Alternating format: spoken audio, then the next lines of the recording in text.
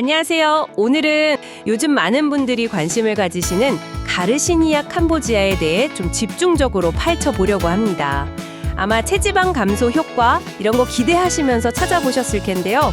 오늘 저희 분석 들어보시면 이게 광고처럼 뭐 마법의 약 이런 건 아니구나. 건강한 생활 습관이 훨씬 중요하구나 하는 걸 먼저 확인하시게 될 겁니다. 그럼 왜 그런지 한번 자세히 보죠. 네, 맞습니다. 시중에 관련 제품도 정말 많고 또 뭐랄까 솔깃한 이야기들도 많이 들리죠. 이번 시간에는 이 가르시니아 캄보지아의 핵심 성분 HCA라고 하죠. 이게 정확히 뭔지, 또 어떤 원리로 작용하는지, 그리고 섭취할 때 꼭 알아야 할 점들은 없는지 블로그 내용을 바탕으로 좀 객관적으로 분석해 보겠습니다.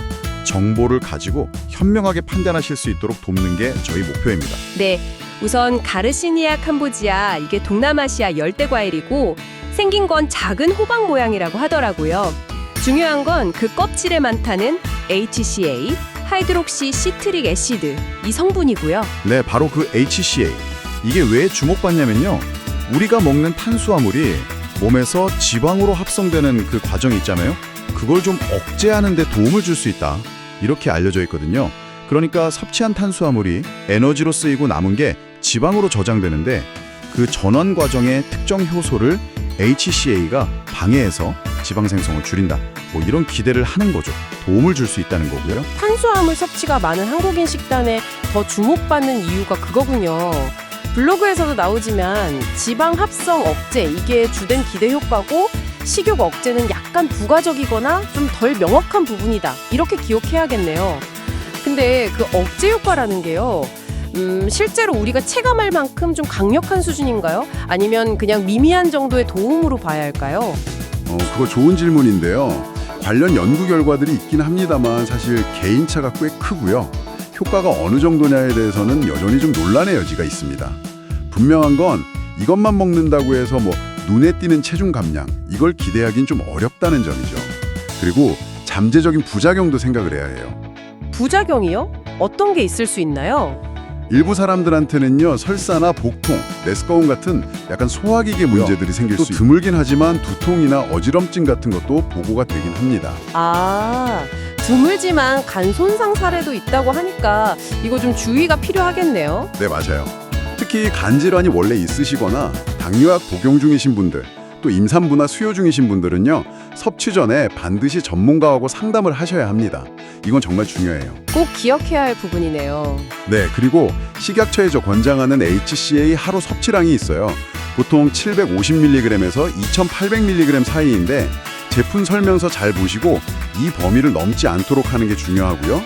처음 드셔보시는 거라면 권장량보다 좀 적게 시작해서 몸이 어떻게 반응하는지 지켜보는 것도 안전한 방법입니다. 섭취 시점도 중요하다고 들었어요. 보통 식사하기 한 30분에서 1시간 전 그때 먹는 걸 권장하던데 이유가 있나요? 네. 그건 이제 식사로 들어온 탄수화물이 지방으로 바뀌기 전에요. HCA가 먼저 좀 작용할 수 있도록 하기 위해서요. 근데 여기서 진짜 제일 강조하고 싶은 포인트는요.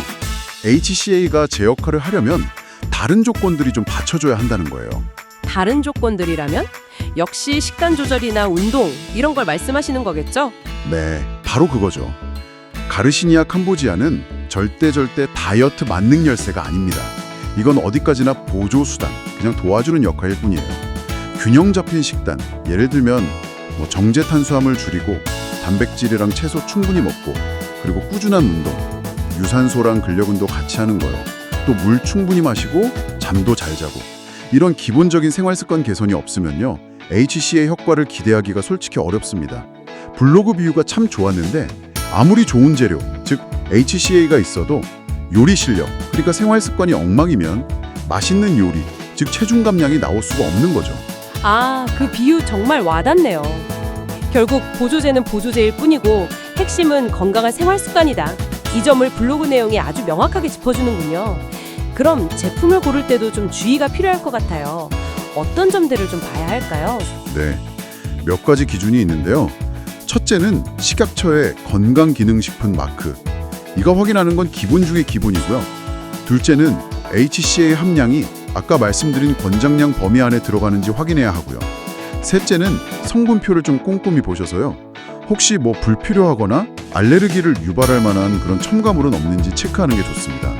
마지막으로는 제조사가 좀 믿을 만한 곳인지 신뢰도 같은 것도 고려해봐야겠죠. 막 화려한 광고 문구보다는 이런 객관적인 정보를 가지고 좀 신중하게 선택하는 자세가 필요합니다. 건강한 식단과 운동을 포함한 전반적인 생활 습관 개선이다. 이게 핵심이네요. 네, 맞습니다. 핵심은 바로 그거예요. 세상에 정말 많은 다이어트 방법, 보조제들이 있지만 이건 그냥 여러 도구 중 하나일 뿐이라는 거. 근본적인 해결책이나 지름길 이런 건 절대 아니라는 점을 꼭 명심하셔야 합니다. 결국 변화를 만드는 건 여러분 자신의 꾸준한 노력 그리고 건강한 습관이니까요. 자, 마지막으로 청취자분들께 이런 질문 한번 던져보고 싶습니다. HCA가 탄수화물의 지방 전환을 억제한다고 했잖아요.